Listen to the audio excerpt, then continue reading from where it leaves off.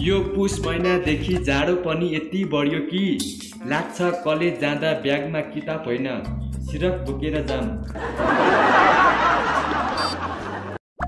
त्यो एक अर्कासँग जल्ने मान्छेलाई त चिसो पनि हुँदैन होला। हिजो ब्लड चेक गरेको ए प्लस पो रहेछ।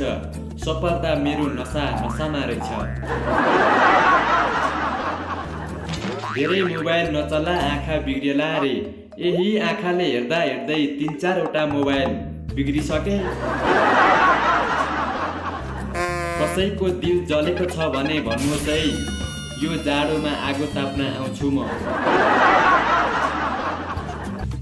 केटाहरूले जतिसुकै ठुला कुरा गरे पनि आखिर लच्छे उही केटीहरू पट्याउने नै रहेछ।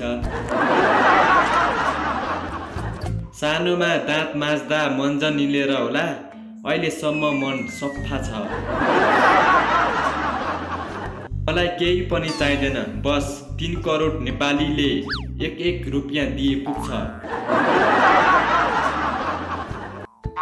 घरमा माकुराको जालो नझार्नेहरू तिम्रो लागि तारा झार्छु रे।